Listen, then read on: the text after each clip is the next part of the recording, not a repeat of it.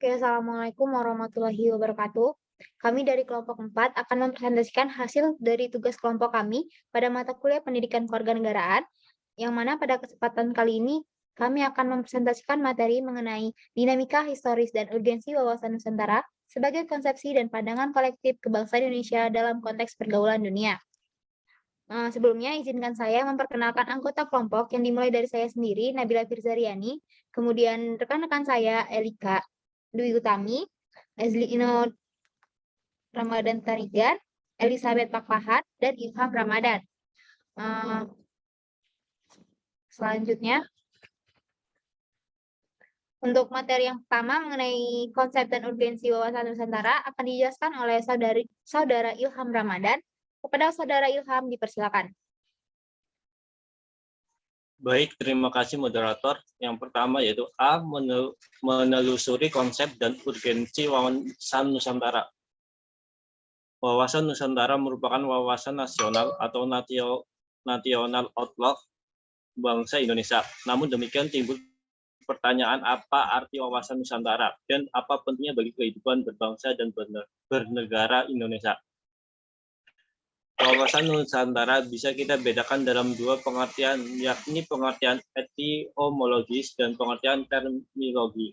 Secara etimologi, kata wawasan Nusantara berasal dari dua kata wawasan dan Nusantara. Wawasan dari kata wawas, bahasa Jawa, yang artinya pada pandangan. Sementara kata Nusantara merupakan gabungan kata Nusa yang artinya pulau dan antara. Kata Nusa dapat memiliki dua arti, yaitu kepulauan dan bangsa.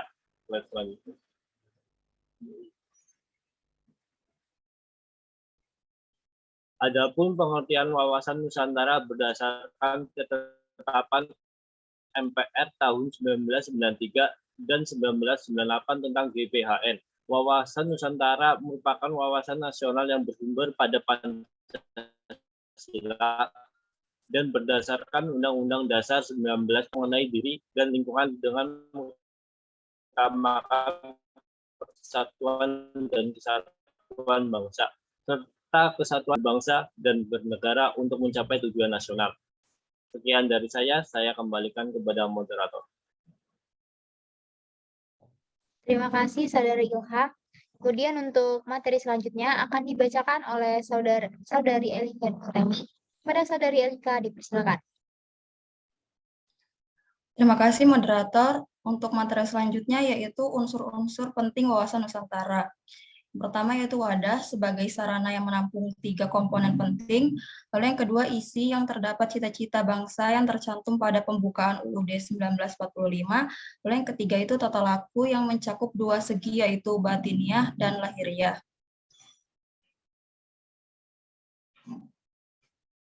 Selanjutnya, mengapa kita perlu memiliki wawasan Nusantara? Wawasan Nusantara diperlukan karena digunakan sebagai arah pandang ke dalam yang bertujuan untuk menjamin bersatunya segala aspek kehidupan nasional. Selain itu, wawasan Nusantara juga digunakan sebagai arah pandang keluar yang bertujuan untuk menjamin kehidupan bangsa di tengah perubahan zaman. Cukup, saya kembalikan ke moderator.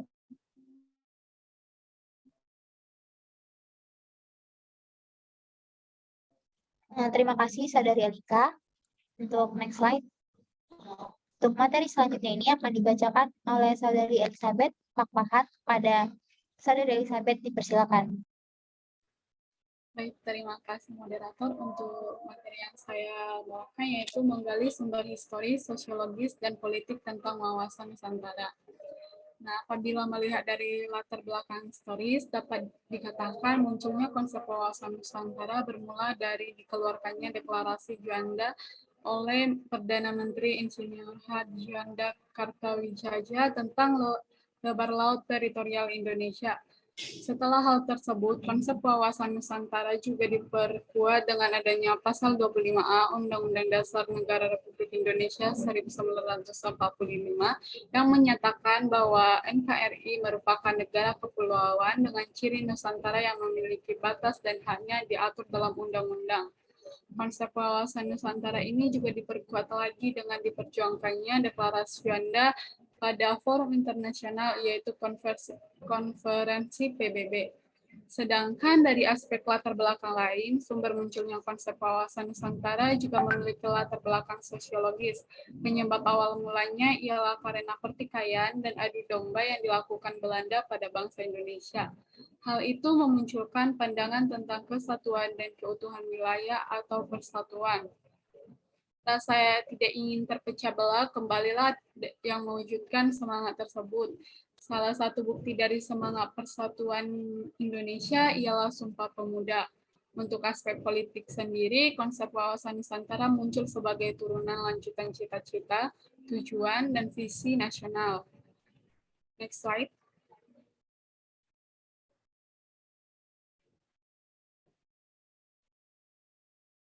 Kemudian ada esensi dari urgensi wawasan Nusantara dalam Kepulauan Nusantara sebagai satu kesatuan politik, ekonomi, sosial budaya, pertahanan, dan keamanan.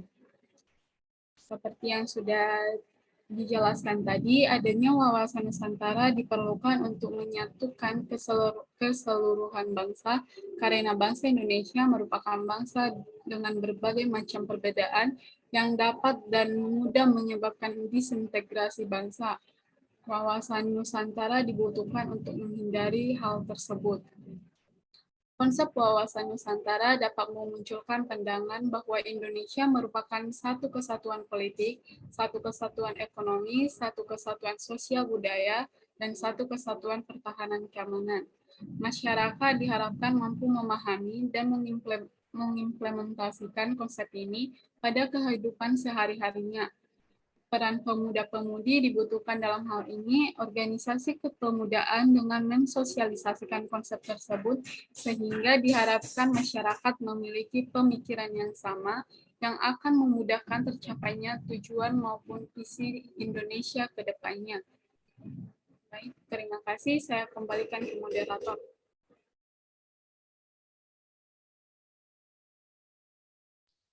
Terima kasih Saudari Elizabeth. Untuk materi selanjutnya itu mengenai perwujudan akan dijelaskan oleh Saudara Ezlino Ramadan Tarigan. Kepada Saudara Ezlino dipersilakan. Baik, yang pertama yaitu perwujudan Kepulauan Nusantara sebagai satu kesatuan politik. Implementasi wawasan Nusantara dalam kehidupan politik akan menciptakan iklim penyelenggaraan negara yang sehat dan dinamis. Hal tersebut tampak dalam wujud pemerintahan yang kuat, aspiratif, dan terpercaya yang dibangun sebagai penjelmaan kedaulatan rakyat. Yang kedua, perwujudan Kepulauan Nusantara sebagai satu kesatuan ekonomi. Implementasi wawasan Nusantara dalam kehidupan ekonomi akan menciptakan tatanan ekonomi yang benar-benar menjamin pemenuhan dan peningkatan kesejahteraan dan kemakmuran rakyat secara adil dan merata. Next. Yang ketiga, ada perwujudan Kepulauan Nusantara sebagai satu kesatuan sosial budaya. Implementasi wawasan Nusantara dalam kehidupan sosial budaya akan menciptakan sikap batiniah dan lahiriah yang mengakui segala bentuk perbedaan tinggi, perbedaan sebagai kenyataan hidup sekaligus karunia Tuhan. Implementasi ini juga akan menciptakan kehidupan masyarakat dan bangsa yang rukun dan bersatu tanpa membedakan suku, asal-usul daerah, agama, atau kepercayaan, serta golongan berdasarkan status sosialnya. Dan yang keempat, ada perwujudan Kepulauan Nusantara sebagai satu kesatuan pertahanan dan keamanan. Implementasi wawasan Nusantara dalam kehidupan pertahanan dan keamanan akan menumbuhkan kesadaran rasa cinta tanah air dan bangsa, yang lebih lanjut akan membentuk sikap bela negara pada setiap warga negara Indonesia.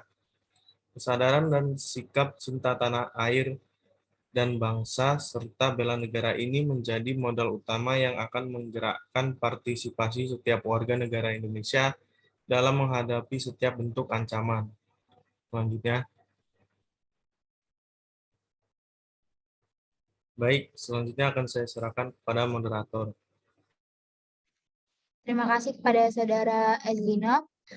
Kemudian untuk kesimpulan dari materi yang telah dijelaskan oleh kelompok saya tadi adalah esensi dari wawasan Nusantara akan kesatuan atau keutuhan wilayah dan persatuan bangsa yang mencakup di dalamnya pandangan akan satu kesatuan politik, ekonomi, sosial budaya, dan pertahanan keamanan.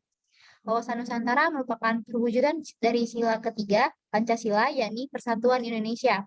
Wawasan Nusantara sebagai konsepsi kewilayahan selanjutnya dikembangkan sebagai konsepsi politik, kenegaraan sebagai cara pandang bangsa Indonesia terhadap diri dan lingkungan tempat tinggalnya sebagai satu kesatuan wilayah dan persatuan bangsa.